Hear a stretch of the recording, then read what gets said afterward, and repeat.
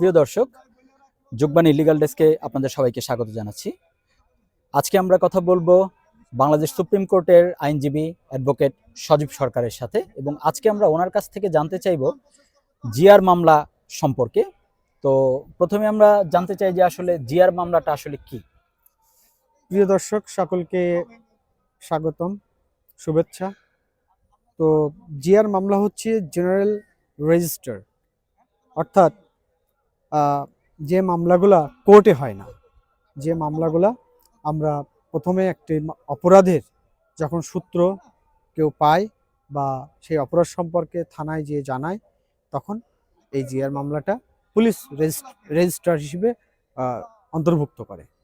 অর্থাৎ জিআর মামলা general register, যে মামলাটা পুলিশের নিকট থানায় হয়।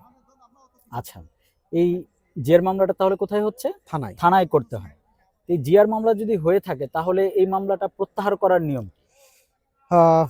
এখানে প্রথমত বলি, একটি মামলা যখন থানায় হয় তখন পুলিশ কিন্তু একটি প্রাথমিক ইনভেস্টিগেশন করে। আচ্ছা, এবং ইনভেস্টিগেশন করার পরে একটি রিপোর্ট কোর্টে জমা দেয়। আমরা সিআর মামলায় যেমনটা বলেছি যে একটি মামলা ফাইলিং থেকে শুরু করে রায়ের আগ পর্যন্ত যে কোনো স্টেজে প্রত্যাহার করা যায়। জিআর মামলাটা কিন্তু তার উল্টো, অর্থাৎ আপনার কোনো স্টেজে আপনি চাইলে এটি কিন্তু সহজে প্রত্যাহার করতে পারবেন না। এটি প্রত্যাহারের নিয়ম হচ্ছে, প্রথমে পুলিশ রিপোর্ট দিল, রিপোর্ট দেওয়ার পরে অনেক সময় দেখা যায় দুই পক্ষ, আসামি পক্ষ সঙ্গে অনেক সময় আপোষ হয়ে যায়। যদি আপোষ হয় তাহলে আপনাকে এটি বিচারিক আদালতে, অর্থাৎ সাক্ষীর মাধ্যমে আপনি এই মামলা প্রত্যাহার করতে পারবেন।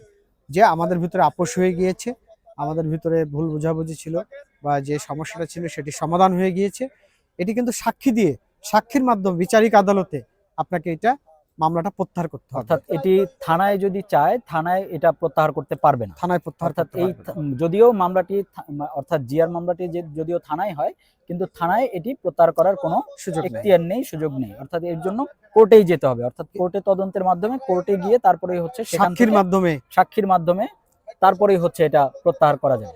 আচ্ছা, এই মামলা প্রত্যাহার করতে গেলে খরচ কেমন হতে পারে?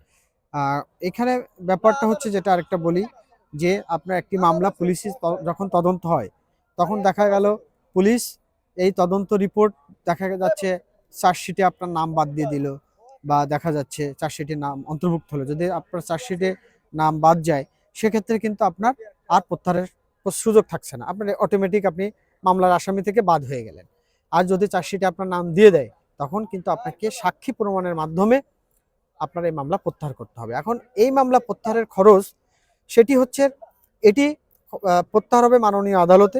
সেক্ষেত্রে আপনাকে ওই কোর্টে যারা সরকারি কৌশলী থাকেন, আইনজীবী থাকেন, পিপি, এপিপি, তাদের সঙ্গে আলোচনা সাপেক্ষে কথা বলে যে আমি এই মামলাটা প্রত্যাহার করতে চাই, বাদী যদি প্রত্যাহার করতে চাই, দুজনে আমাদের আপোষ হয়ে গিয়েছে বা এই মামলায় আমাদের ভুল বোঝাবুঝির অবসান ঘটেছে, তখন পিপির মাধ্যমে বা এপিপির মাধ্যমে এই মামলাটা আপনারা প্রত্যাহার করতে পারবেন। সেক্ষেত্রে খরচ আপনার কোনো নির্দিষ্ট কোনো খরচ নাই, এখানে সরকারি কোনো অ্যামাউন্ট বলা নাই এত টাকা লাগবে। এটি সংশ্লিষ্ট ওই আইনজীবীদের সঙ্গে কথা বলে, আপনার যিনি আইনজীবী থাকবে তার সাথে কথা বলে এই মামলা যে কোনো অ্যামাউন্টে আপনি এটা প্রত্যাহার করতে পারবেন। আচ্ছা, অর্থাৎ তাহলে পিপির সাথে তো আর উনি সরাসরি কথা বলতে পারবেন না।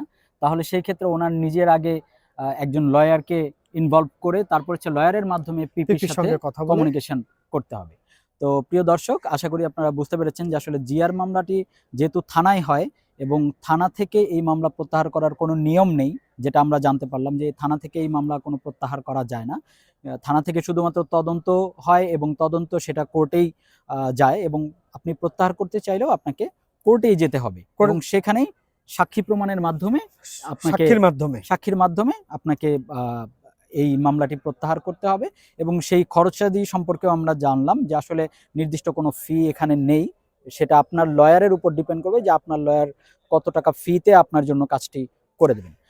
এবং এখানে আরেকটা বলি যে একটা জিডি হয় আমাদের যে ফৌজদারি কার্যবিধি, সেই কার্যবিধি আইনের 154 ধারায়, এবং এই জিডিটা কিন্তু অবশ্যই আমলযোগ্য হতে হবে, আমল অযোগ্য নয়।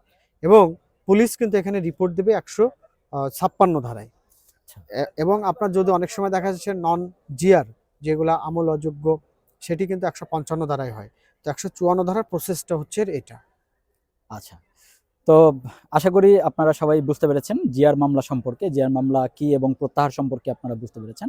তো আমাদের প্রতিনিয়ত আমাদের এই লিগ্যাল সম্পর্কে, যে আইনি সম্পর্কে যে আমরা ভিডিওগুলো তৈরি করছি, সেগুলো সম্বন্ধে আপনারা যদি প্রতিনিয়ত আপডেট পেতে চান, তাহলে আমাদের ফেসবুক এবং ইউটিউবে ফলো করুন। ফেসবুকে ফলো করুন এবং ইউটিউবে সাবস্ক্রাইব করে আমাদের সাথেই থাকুন। প্রতিনিয়ত আমরা চেষ্টা করব আপনাদের উপকারে আসে এমন সব আইন যেগুলো রয়েছে আপনাদেরকে জানানোর জন্য। তো আমাদের চ্যানেলটি সাবস্ক্রাইব করে আমাদের সাথেই থাকুন। ধন্যবাদ।